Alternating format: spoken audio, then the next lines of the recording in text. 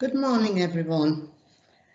Welcome to our remote meeting of the Statutory Licensing Subcommittee. I am Councillor Pauline Craythorne, Chair of the Subcommittee, and I am joined by Councillor Liz Brown, Leanne Kennedy, Joyce Maitland and Carol Hampson. Please note this meeting is being recorded live to the Council's website and will be able to be viewed for a minimum of 6 months. I would like to give a warm welcome to any members of the public or media who are watching this live feed of the meeting. Before I commence with the formal business on the agenda, I would like to cover some of the housekeeping issues for us all to follow for the meeting to run as efficiently as possible. For those participating in the meeting, if you could please only speak when invited to speak by myself as Chair. Keep microphones on mute at all times unless invited to speak. Members, if you wish to speak, please use the raised hand function and that will indicate to me that you wish to speak. Once invited to speak, please introduce yourself with your name and position, unless you have already introduced yourself earlier in the meeting. If I lose my connection, please note that Councillor Maitland will take over in my absence until my connection is restored. Moving on to the agenda, item 1. Is there any apologies for absence, please, Jill? We have an apology from Councillor Marion Wilson, Chair. Item 2, are there any substitutes, please, Jill? Yes, Chair. Councillor Carol Hampson is substituting for Councillor Marion Wilson. Item 3, declarations of interest.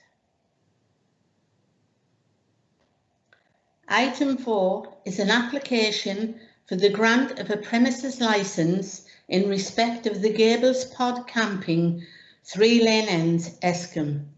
I would like to welcome the parties to the hearing. They are Mrs. Susan Briley, the applicant, Mr. Mike Briley, assisting the applicant, objectors, Mrs. Christine Barnett-Atkin and Mr. Nick Barrett-Atkin. We are also joined by the licensing team leader, Helen Johnson, and the legal advisor to the subcommittee this morning is Jill Proud. Please note that all 5 members will be sitting during the hearing today, but only 3 will make the decisions. I will now ask the legal advisor to explain why we do this and to run through the procedure of the hearing. Could I hand over to Jill, please?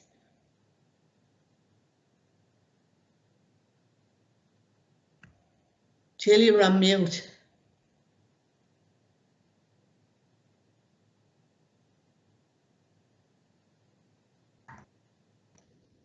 Sorry, my apologies in relation to that. Just to give you a little bit of background information in relation to why we have additional members. This is a statutory licensing hearing in accordance with the Licensing Act of 2003, which means that only 3 members are legally entitled to make the decision today. However, during any hearing, there is always a risk that there's a conflict of interest that can arise. A member could take ill, or certainly whilst we're doing remote hearings, that we lose connection to the hearing. If that happened, then that particular member would be forced to retire, and it would mean that the hearing itself would have to be rearranged because they wouldn't have the sufficient number of members able to hear the hearing.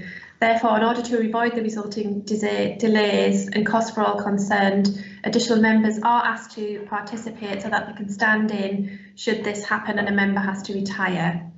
As they've had the benefit of taking part in the hearing, then they have all of the information and are fully up to speed in relation to making an informed decision. Turning now to the actual procedure for today's hearing. Firstly, we'll hear from Mrs. Helen Johnson, the licensing team leader, regarding the application for a premises licence at the Gables. Mrs. Johnson will outline the licensing report. All parties will have an opportunity to ask questions of Mrs. Johnson, but can I just please ask you to limit your representations to questions about the report itself. You will be given an opportunity to present your case or raise your objections at a later stage. We will then hear representations from Mr and Mrs Barrett-Atkin regarding their objections to the application. Again, all parties will have an opportunity to ask questions of the objectors. Finally, we'll hear from Mrs Briley, accompanied by her husband, Mr Mike Briley. This is in relation to their application for the premises licence. Questions can follow in relation to this.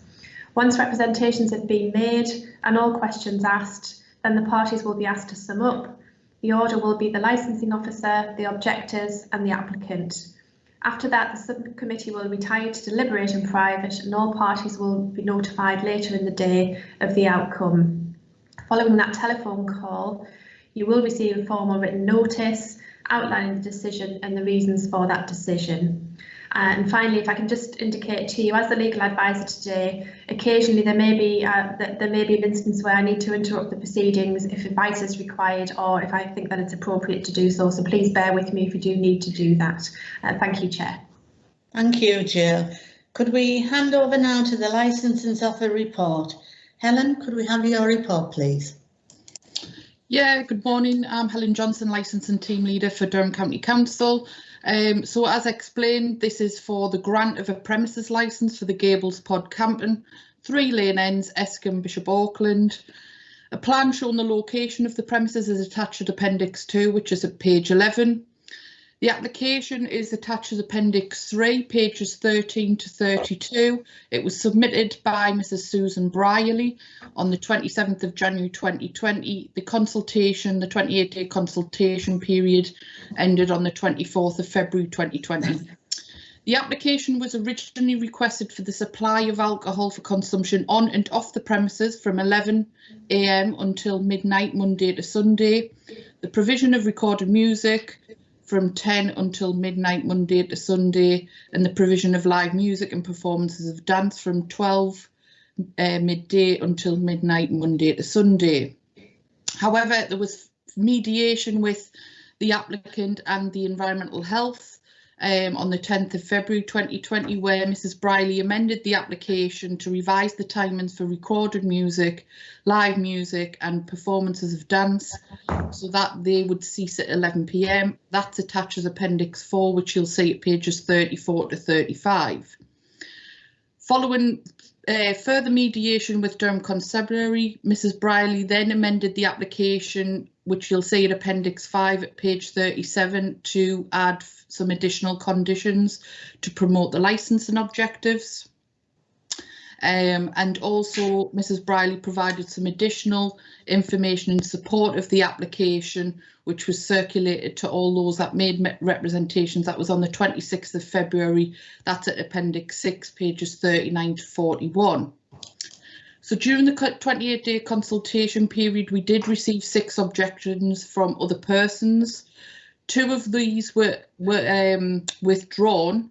There were 4 remaining. However, up until this week, there's 1 objector remains, which is Mr and Mrs Barrett-Atkin, which is their representation. You'll see at pages 43 to 45. The others, Mr and Mrs Pattinson, Mr Simon Woff and Elaine Pattinson have withdrawn their representation. The Licensing Authority also received 4 representations in support of the premises licence application, so that's at Appendix 8, pages 51 to 54. We did receive some comments from the Planning Department, which didn't amount to a representation. They were just for information, which was passed on to Mrs Briley. That's at Appendix 9, page 56. And we received no comments from the Fire Authority and Durham County Council's Health and Safety Department, which is at Appendix 10, pages 58 to 59, with no comments. So recommendations is the subcommittee is asked to determine the application with a view to promote the licensing objectives. The committee is recommended to give appropriate weight to the steps that are appropriate to promote the licensing objectives. The representations, including any support and information, which I know Mrs Briley's also submitted some additional information, which shows some photographs of the premises, and which I'm sure she'll go outline in her representation. Also, to give weight to the Durham County Council Statement of Licensing Policy, the relevant parts are attached to Appendix 11, pages 61 to 66, and also the Section 182 guidance issued to licensing authorities at Appendix 12, pages 68 to 70. So the options available for members today are to grant the licence subject to the conditions that are consistent with the operating schedule accompanying the application and the mandatory conditions set out in the Act. Grant the licence subject to modified conditions to that of the operating schedule where the committee considers it appropriate for the promotion of the licence and objectives. To exclude from the scope of the licence any of the licence activities to which the application relates. To refuse to specify a person on the licence as a designated premises supervisor. Or finally, to reject the application. Thank you, Chair, and I'll take any questions. Thank you, Helen. Mr. and Mrs. Barrett Atkin, have you any questions on the report from the licensing officer? No. No. Mr. and Mrs. Brayley, have you any questions on the licensing officer's report? None from me, Chair. Right. Mrs. Briley? No? Has she heard? Mrs. Briley, have you any questions on the licensing officer's report? Not from me, Chair. Right, thank you. Questions from members on the licensing officer's report? No? Any questions from our legal officer on the licensing report? No, thank you, Chair. Objectors representation. Mr. and Mrs. Barrett Atkin, would you like to please put your case for the objection forward? Good morning, everybody. We've obviously lived here for 17 years now, and our intention is not to cause any conflict with our neighbours. However, we bought the farm because it is in a peaceful rural village, and we wanted to remain like that. I've compiled a piece to say, and then obviously at the end, if anybody has any questions, then feel free, or any comments. When the campsite and holiday cottage opened in 2018, there were several occasions when considerable noise from music and guests enjoying themselves was frustrating on our part. It also went on well after 10 p.m, despite the rules stipulated by the proprietors. Mrs. Briley states in her application that she would not put the neighbourhood in jeopardy, so let's remind ourselves of this when I talk about the following. We tend to sit at the back of our house overlooking the Weir Valley, so really, if we're sitting outside on an evening, it's not a problem, but the problems have occurred because our son's bedroom overlooks the drive, and when the windows are open in the summer, he couldn't sleep. In 2018, he was a primary school age, and I think we had a valid reason at the time to complain to Mrs. Briley about the noise, as in my opinion, 10 p.m. is far too late for a 10-year-old to be still awake. Our horses are also stabled on the front next to the road, and were also unsettled in their stables with noise, especially around bonfire night and New Year with fireworks. Despite our request not to set fireworks off due to the close proximity of animals, you disregarded our request, which actually makes us feel that you're a bit uncooperative. Last year, Mrs. Briley arrived on our premises one Sunday morning, demanding to a customer who was attending riding lessons with his disabled child that we turn off the small radio playing to keep an injured horse staying in the stable next to the road company. So it leads me to question that if that small radio concerned you, then surely we can hear music, amplified or not, playing in your back garden. We are extremely concerned that Mrs. Briley initially requested a licence 24 hours a day for music that may or may not be amplified. Having met opposition from neighbours in this application, she's reduced this to 11 p.m. This is still too late for people who wish to go to bed early and should be allowed to relax on an evening in their homes and gardens in peace. Animals should also be allowed to rest without disturbance from music and people drinking and enjoying themselves. Mrs. Briley once stated to ourselves that she could sleep and not hear the noise from her guests because she stayed in the rooms on the front of the house. This is perhaps why some neighbours who support Mrs. Briley state they can't hear the noise from the gables. The gables stone house acts as a sound barrier to the main road. Her current immediate neighbours are elderly and deaf, so are unlikely to object, although I do think that their house, which overlooks the pod site, will have now been dramatically reduced in value since the pod site opened. I also seem to think that perhaps those who have also objected have now withdrawn from the meeting today because this type of meeting is too technical for some elderly people to access. Maybe you could answer that at the end.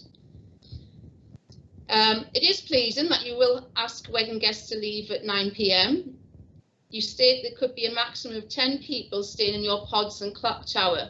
You seem to have omitted to mention that you also have a stone holiday cottage called Pear Tree Cottage on the roadside a few metres from our home, which sleeps 4 and also generates noise from guests enjoying themselves as well. We will be interested to hear Mrs. Briley's noise reduction policy. We have no objections to quiet afternoon teas, recitals, etc. Recorded music, amplified or not, past 9 p.m. is really not acceptable in what is a residential area. Neither is the sale of alcohol in the garden until 11 p.m. We feel that we have supported Mrs. Briley on occasions.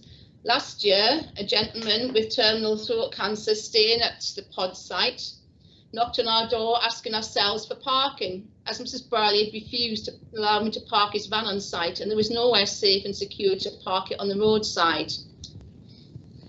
To sum up, we acknowledge 2019 was better than 2018 in terms of noise, especially on a weekend, and for that we are really grateful.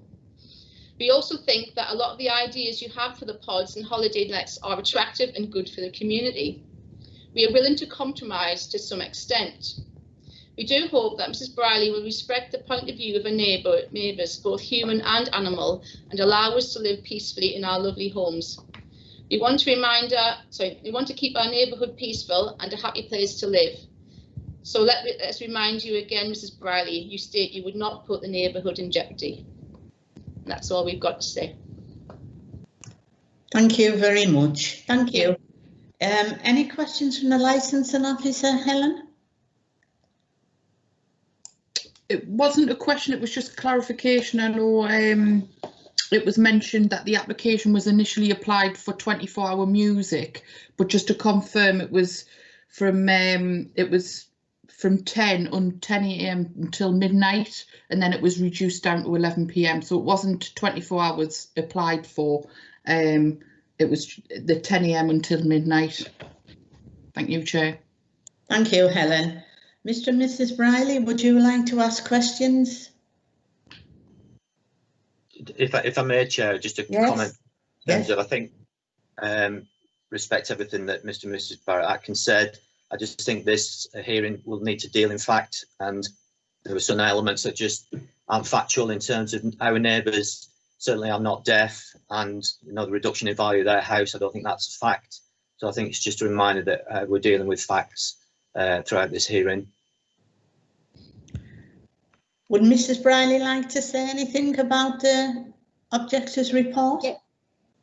Yes, I would, Chair. I would like to just reiterate that what my husband said is that there is we are dealing with fact, and a lot of this is not fact. As I said, my husband, to support that, my neighbours are not elderly. Sorry, they are elderly, but they're not deaf. And I think they take umbrage to that. The person in question, when they parked the van on your premises, Mrs. Atkin, he didn't have throat cancer. And it was the fact that because we are a very, very small site, we advertise that no vans are allowed on our premises, because if it was, we would then create a parking issue. I can't legislate for people turning up in a van, although our policies do state do not turn up in a van. The van in question was a huge van, which we couldn't accommodate because we had other guests on site, and he did approach you, and thank you for letting him park his van on your premises overnight. But I'd just like to make that point. the incident you are talking about in 2018 was, yes, it was a group of ladies who worked for the NHS who had finished a long project, and yes, they did get a bit loud in the sense of they weren't causing any trouble, they were just maybe talking a bit louder than normal. However, I did go out at 9:30, 10 o'clock, and I closed the hot tub, and they were very apologetic, and then there was no more noise after 10 o'clock. You must appreciate the first year of opening, you know, we have to manage clientele coming through the doors. You don't know who you're going to get, but we know the clientele that we want through our doors, and we are promoting a very quiet retreat site. I'd like to add our elderly neighbours' bedroom, who I may add are not deaf, actually sleep. And yes, whilst their house is stone, Mrs. Barrett Atkins' house, part of there is quite a bit of stone element in the horses' stables as well. Our neighbour, she always says to me, anyone in the pods unless you could see the cars, and that goes across the road to Hallingman Road, who are actually closer than Mrs. Barrett Atkins' premises. Thank you very much. Now we go, Mrs. Atkins, I will let you come back in. When Mrs. Briley does her representation, then you can come in with questions and you can bring up what you wanted to say then. But now we will go to questions from members. Have we any questions from members at all? No? Any questions from our legal officer, Jill? No, thank you, Chair. Could I just take this opportunity though, Chair? I didn't interrupt because it is difficult when we're doing it remotely, but this is actually, I appreciate Mrs. Briley has stepped over and given some information which is actually part of her representation, but if everyone could just remember, it was questions of Mr. and Mrs. Barrett Atkin, and I'm conscious that I think you had your hand raised, Mrs. Barrett Atkin. Was that just, were you wanting to ask a question of Mrs. Briley, or were you wanting to make further representations in relation to your objection? Just make a comment to their response. Right. I mean, I don't know if you want to do that now, Chair, or whether you want to. Well, if it's all right with the legal officer, you can make a response. If I can just clarify, Mrs. Barrett Atkin, was that in relation to the objection that you've made, or is it because if it's going into what Mrs. Briley's just said? Right. Well, can I ask you that if you deal with that once Mrs. Briley's given her representations, then you can ask questions in relation to that. Yes. You will be given an opportunity. Don't worry, you will have a chance. Yes. Thank you, Chair. Thank you. Thank you, Jill. Now can we go to the applicant's representation, Mr. Briley and Mrs. Briley, please. Hello, thank you, Chair. Yes, so the background for our operating model and how we got here was I was 34 years public sector public servant, and I was following a cancer diagnosis. I went back to work and thought I need to obviously get out the rat race. Hence, we wanted to open a quiet retreat site where we can provide glamping, outdoors, wellness retreats, cancer retreats, etc. So that's why, with the support of my husband, we opened the Gables Pod Camping in May 2018. And we have 3 pods and a log cabin that can sleep 2 people, and 2 adults and 2 children in our family pod.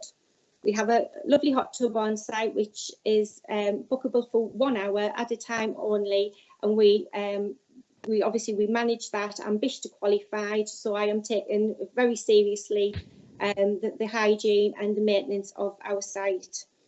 We provide the glamping, and in our reviews we have 95% of our customers say we are a peaceful, tranquil site. We offer free transport to Kinren for guests staying and wanting to come and see Kinren, which we enhance the experience of that. We don't even have Wi-Fi on site, just purely because we are a retreat site. For people just to come away, reconnect with themselves and reconnect with each other and get away from modern technologies. Obviously, with my cancer diagnosis, it was very important to me and my husband that we could give something back, because as a family we've been, through the mail, for want of a better word, and we can now provide cancer retreats, which is what we have been doing up until COVID. We work with the Soul and Connor Fawcett Trust, Aycliffe Cancer Support and Macmillan, and word of mouth from people who have said, or if I personally know, or yes, they've had cancer. And what happens on these cancer days, they come, people with cancer come and stay in the pods. It's all free of charge. We provide them afternoon tea, and we work with the local restaurant in Bishop Auckland, and he provides them a free meal. Now, we as a family were very fortunate that when I was going through cancer treatment, I got sick pay. Sometimes people are not as fortunate as that, and they just need to get away from people, get away from the world, get away from society. Hospitals is, you know, and we've got a lovely, tranquil space that we can actually provide peace and like a nice retreat, and it's a treat for people to come and stay. And we've had loads of lovely feedback from people, and I actually feel very humbled that we can be part of a family's probably last days with the cancer patient, and it's very humbling to be able to give something, and we've got that perfect space for that. We are weddings and events. We are a registered licensed wedding venue with DCC, and we can hold up to small weddings with 30 guests. If anyone wants to stay in the pods as part of that package, they can, but we do also, any guests that come out of the area, we refer down to the Saxon Inn, which has got a B&B, and again, it's generating income and business for people. We have held retreats, yoga retreats as well for paying guests, and one was delivered by Diane Udale, who was the old gladiator jet from Gladiators, and that was really successful, and it was like health, well-being, healthy eating, healthy options. And we also a Camino Pilgrims official stamp, so if anyone having the Camino Pilgrims, the come and see the historic monuments, the churches, and they can come to the Gables. They can stay overnight, or they can get the passport stamped as part of this package of the Camino Pilgrims, and we can offer them refreshments and a bed for the night, because obviously they walk everywhere to the Escombe Saxon Church on the pilgrimage trail. The reason we want to have the premise license is actually to gain control of alcohol, and this means we can package up. So if a guest books and he says it's a surprise for his wife's anniversary, can you put some flowers, a bottle of champagne in the pod? I can legally do that without breaking any laws. As well as we can offer wedding packages. Instead of applying for a temporary event notice, we can package a wedding package up with like a drinks package. The bar, it is predominantly for wedding packages, etc., but we won't be selling alcohol to anyone walking past, knocking on the door, anyone other than the resident guests that are actually staying in the pods or as part of an afternoon tea for Mother's Day. The Mother's Day afternoon event that we had booked for this year, we applied for a 10's notice so I could provide a glass of Prosecco with the afternoon tea. I presume it was approved because I was asked for payment, but then COVID kind of prevented any gatherings from happening. So I think obviously we've got approval from the fire, the police, which we obviously would modify. We will be installing CCTV environment, and there was no other concerns from any of the authorities. The live music which we would like to play is potentially a harpist, violinist at a wedding, or maybe my daughter does ballet, so we potentially could get the local dance school to do a ballet recital for any cancer patient, or sometimes at Christmas time they use the Escombe Hall for Christmas lunch. It would be nice, we could maybe do a little Christmas fair for the older generation and provide them a glass of mulled wine. Again, very, very low risk, very, very low consumption of alcohol. Currently at the moment, if we do have a wedding, there's nothing, if we don't apply for a 10's notice and it is just a wedding, there's nothing stopping from members of the public just turning up who are coming to the wedding with a load of alcohol, where if I've got a premise license, I can actually say, well, actually, no, you can't consume that alcohol because you haven't purchased it from the Gables. So I feel pragmatically, I'm being a responsible owner to be able to offer this service, to be able to control the flow of alcohol. The recorded music, to be able to play recorded music will be, again, wedding ceremonies. We promote, even when we do the wedding packages, we always say to guests, we don't have live singers, no live music, so we can guarantee our residents that there won't be any loud music or a festival style wedding, nothing like that. It is very, very low key, a very small gathering of people where alcohol will be packaged up and controlled. Guests would leave by 9 o'clock, and a very sophisticated wedding venue, I would like to add, and also to be able to enhance our guests' stay by providing them afternoon tea with a glass of fizz in the TP, or a little birthday package as a celebration. The background, yeah, and then, sorry, going back to the background music, it would be for wedding ceremonies and maybe afternoon, when you're sitting in the TP having afternoon tea. So that's kind of the ethos and our operating model as it stands at the moment, minus the alcohol, obviously the sale of alcohol. Thank you very much, Mrs. Brady. Is there any questions from the licensing officer, Helen? No, Chair, I have no questions. Right. Questions from the objectors. Mr. and Mrs. Barrett-Acken, would you like to ask any questions? Yeah, whilst I think, the ideas Mrs. Bry's got for Mother's Day teas, old people's lunches in the village, everything, that's absolutely brilliant. But why then apply for a licence till midnight? That's what we're objecting to, which is now being, demoted to 11 o'clock, but it's still late. Why are we why does somebody want to have a licence in their back garden till midnight? Do I answer that, Chair? Can I answer Yes, that? yes, you can.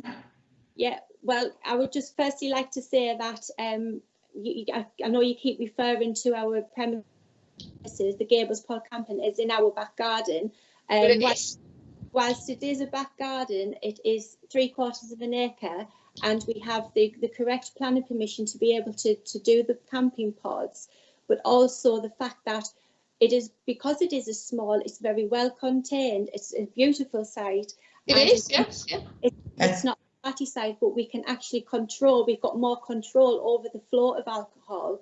And yes, someone may want to buy a bottle of wine from me, a resident guest, up till 11 o'clock at night, which is feasible. So, they could be sitting in their pod, and they may have turned up late, because sometimes invariably people do turn up late, and they can say, can you put a food package together and a bottle of wine? We won't get there till 10 o'clock, 11 o'clock at night. We've had a long journey. So the sale of alcohol up to 11 o'clock would cover that. Yeah, you keep mentioning though that it's pods. There's a cottage, holiday cottage, literally meters, as a photograph shows you, from our gate. So it's the pods and the cottage. I'm not disputing the fact you want an alcohol license. It's the noise it generates if people can sit up till all hours drinking in somebody else's back garden. And that, yes, it's a campsite. You've got a license, but it is a house you bought with a back garden. It's a residential area. Yes, just to add to that, Mrs. Barrett-Acken, yes, we do have a holiday cottage, and the restrictions on the holiday cottage is that we don't use a hot tub after 10:30 at night. people invariably sit inside the cottage, and there's no noise generated from the cottage. We live actually closer to the cottage than yourselves. And yeah, like you told me before, you sit on the road. Excuse me, Mrs. Atkins. Can you just let Mrs. Brayley answer the question? Yeah. Helen, can I just interrupt? Helen, do you want to come in, please? Yeah, can I just ask Mrs. Briley, and I think it may, for Mr. and Mrs. Barrett, I think what they're saying is that obviously the live and recorded music you want until 11 p.m. I know when you gave your presentation there, you were saying about 9 p.m. So would you want the playing of live music or recorded music after 9 p.m? I think that's where, if that's correct, as if I'm wrong, Mrs. Barrett, is that what you were saying about the noise, the music being played up until 11 p.m? You're not bothered about the sale of alcohol, it's the actual playing of music. 9 p.m, but the application wasn't for that originally. Yeah, I don't know, because Mrs. Briley, I know you said in your presentation that after 9 o'clock about music. Are you anticipating any music being played up until 11 p.m? Well, 9 p.m. is the cut-off point for all guests to leave a wedding event, apart from the people staying in the pods. Now, they can use the TP as a facility to sit in, and whilst we say don't play amplified music, they could potentially just play music from an iPhone. But 11 o'clock is the absolute cut-off. Now, we are talking weddings, and it's not every weekend. So a wedding is few and far between. I mean, we've had one wedding since we've opened, and there was no noise. There's nothing, even from guests staying, they can play music on their iPhones, in which they do, but they're played in the pods, or if they sat outside, if it is like really loud music, which it isn't, because we are a retreat site, but sometimes we do hear loud music, and I'm afraid it comes from Mr. and Mrs. Barrett Atkins' farm. Can I just confirm that the music being played, it's only licensed when there's a performance of live music to an audience, or the playing of recorded music to an audience? So if somebody's actually playing it in the pods, then it's not classed as licensed. Therefore, if there's a noise coming from there, then obviously you would have to control that. That wouldn't be classed as licensed. It's only when it's a performance to an audience that's when it becomes licensed. So, for example, a DJ playing recorded music, or a band playing live music in front of an audience. Jill, you may want to clarify, but that's when it becomes licensed. Yes, I was just going to. Sorry, Chair, if I can just come on, Jill. To what Mrs. Johnson has said, that's entirely accurate, because the activity that's been requested ends by 11 p.m. If that was granted by 11 p.m, then in any event it isn't a licensable activity, and unless it was a performance, and I think, is it more than 500 guests, Helen? So if it's below 500 guests, which is obviously, we've heard the size of the site, that's not ever going to happen. I don't think you would get that many people on there. So really, that isn't part of the for you to consider. It isn't a licensable activity.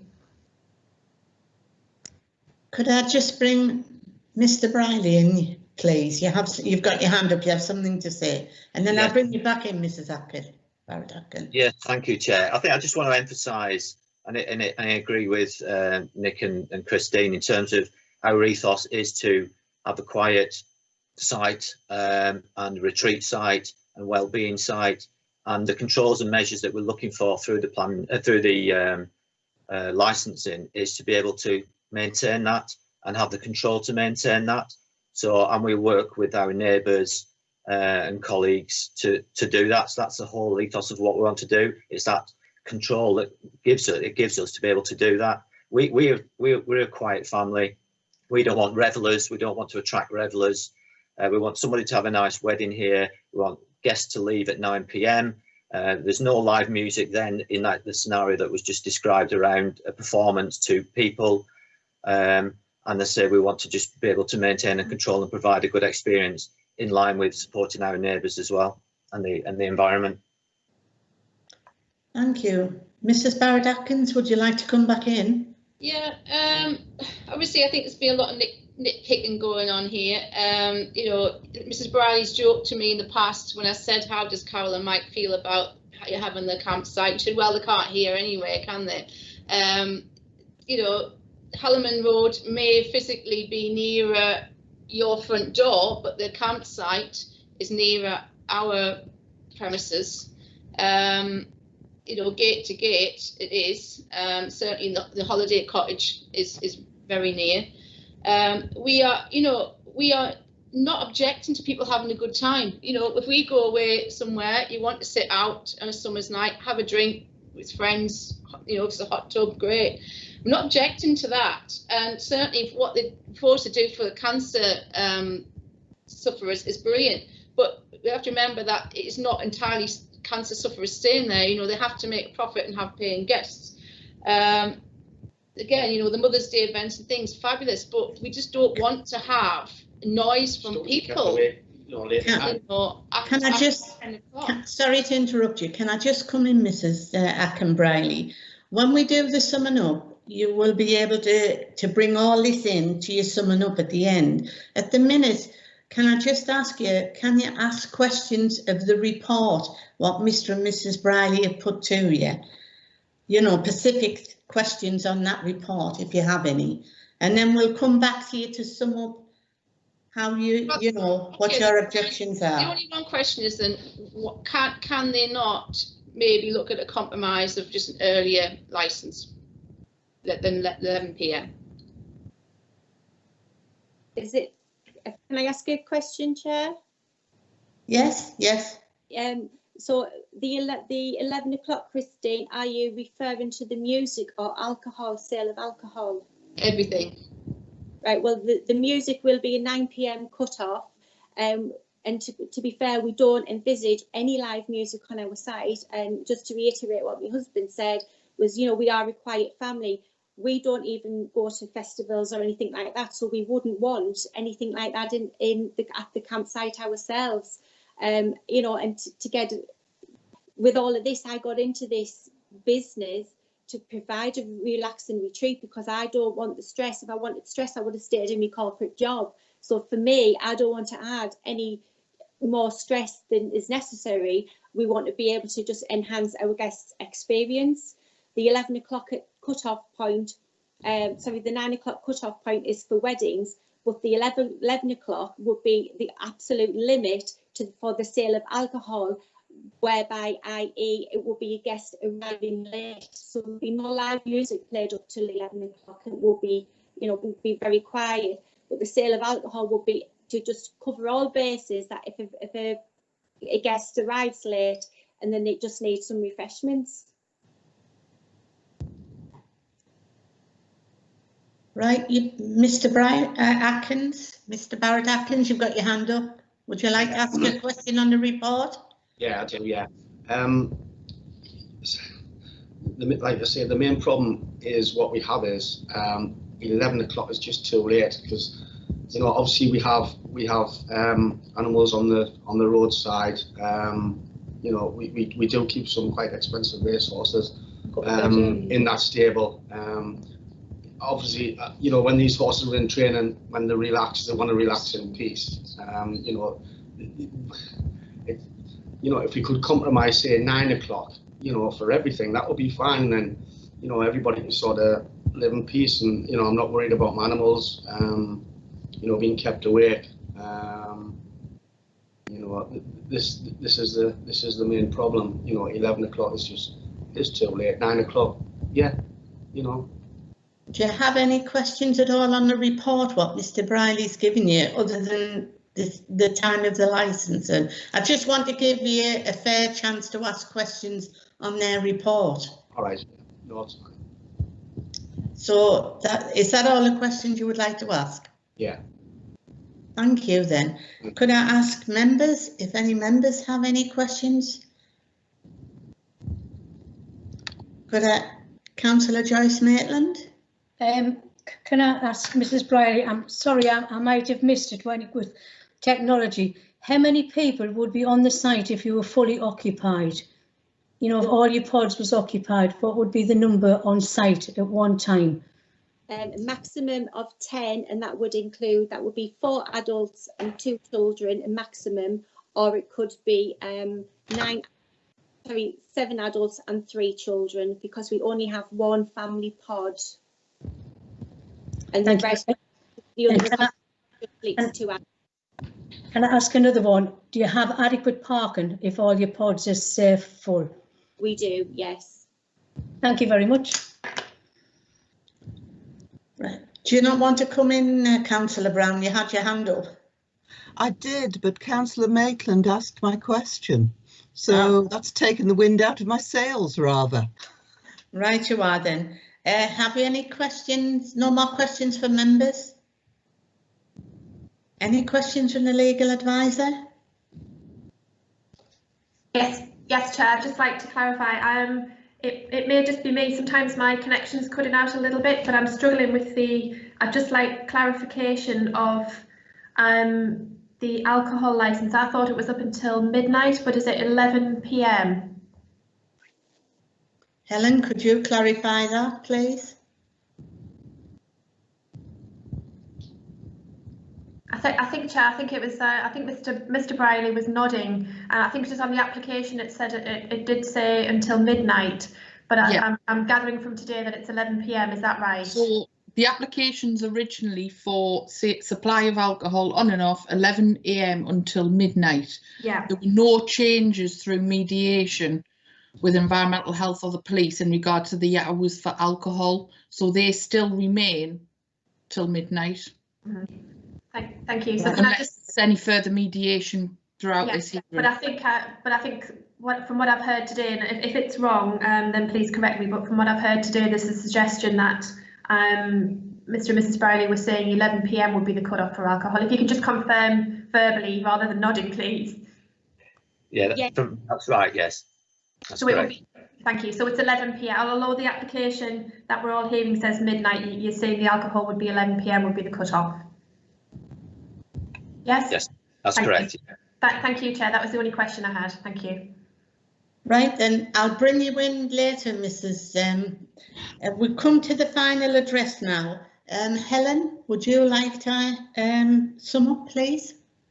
I've got nothing further to say, Chair. Right. Mrs. Barrett-Atkins and Mr. Barrett-Atkins. You've all just asked how many people are on site in the pods. Why are we not mentioning the holiday cottage as well, which is obviously nearest to ourselves, because that is on site as well. So I mean, it is more than 10 people on site.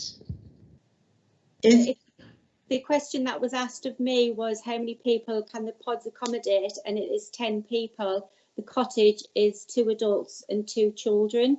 That's an additional 4 people on site.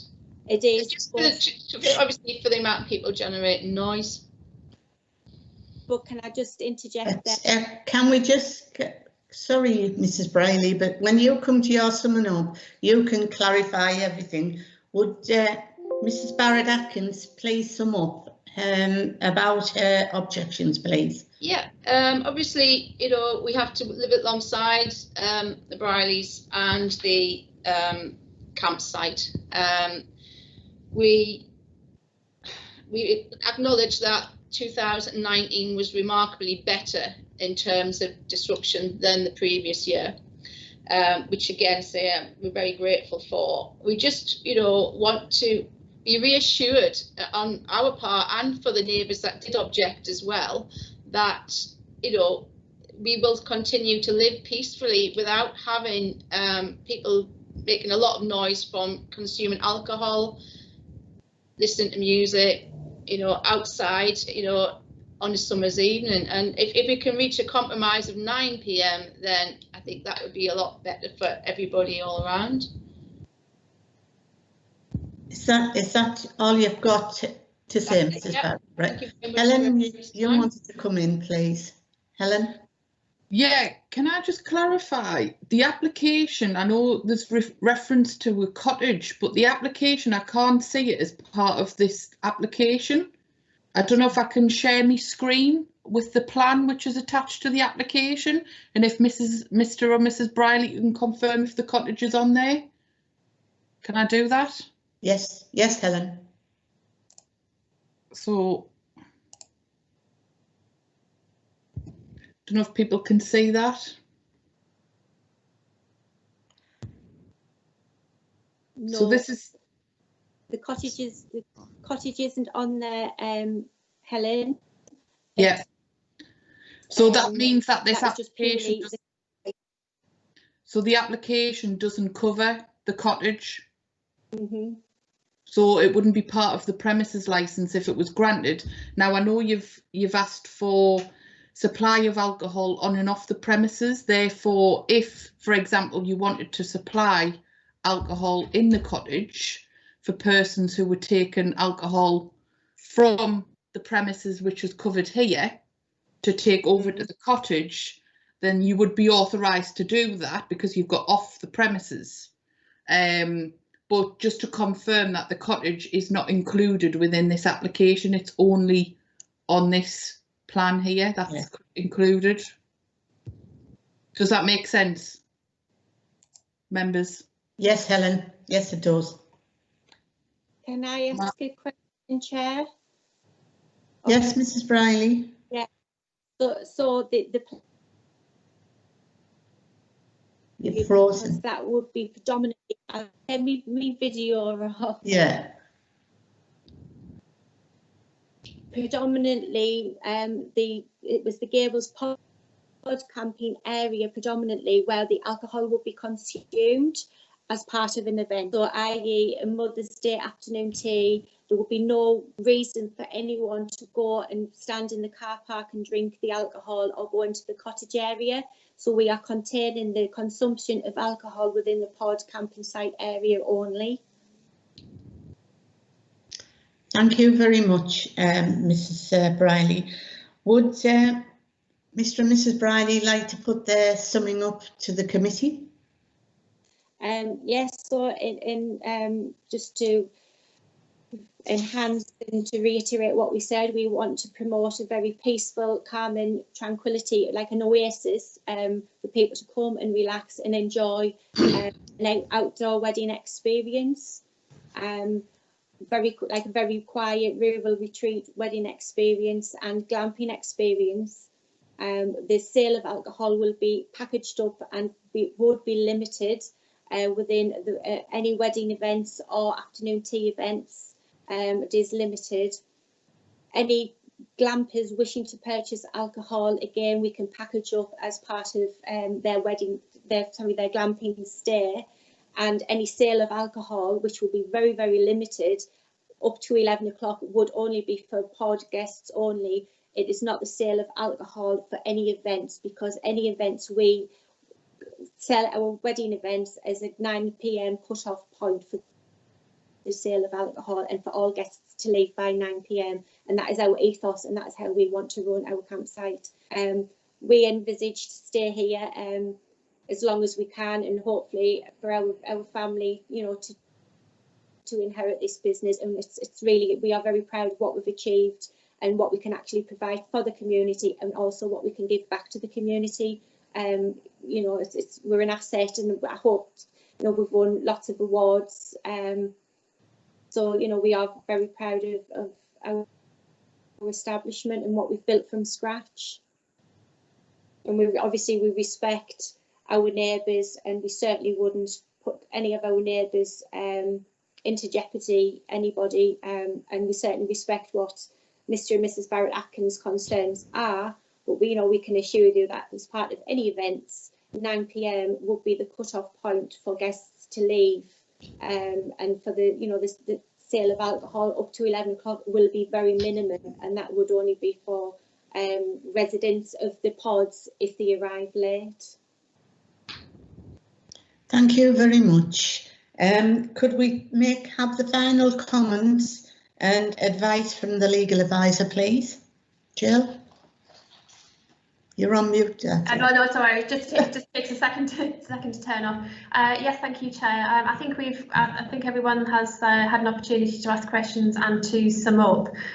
So there's nothing that I need to say, Chair, other than obviously you've heard the application, you've also heard the representations, and you've heard the summing up from all parties.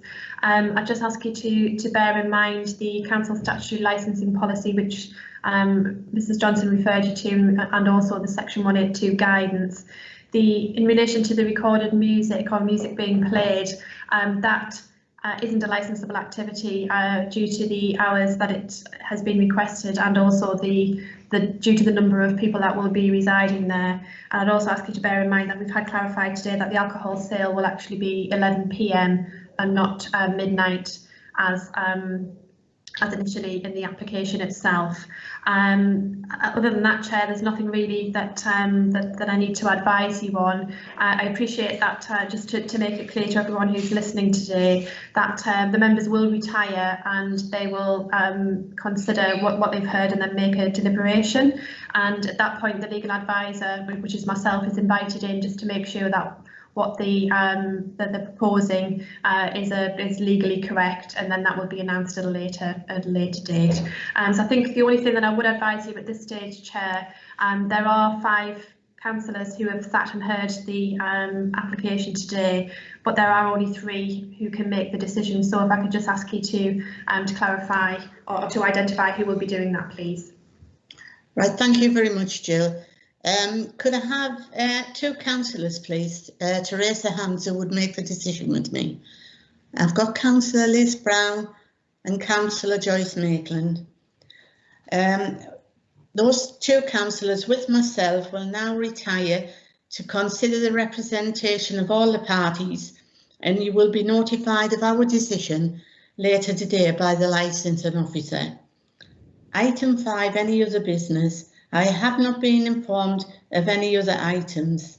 That concludes the business, and before the broadcast ends, I would like to thank those members of the public and media who have watched this meeting. If you wish to find out the decision, please email licensing@durham.gov.uk. The address can also be found on our website with the papers of the meeting. Thank you all very much for your attendance.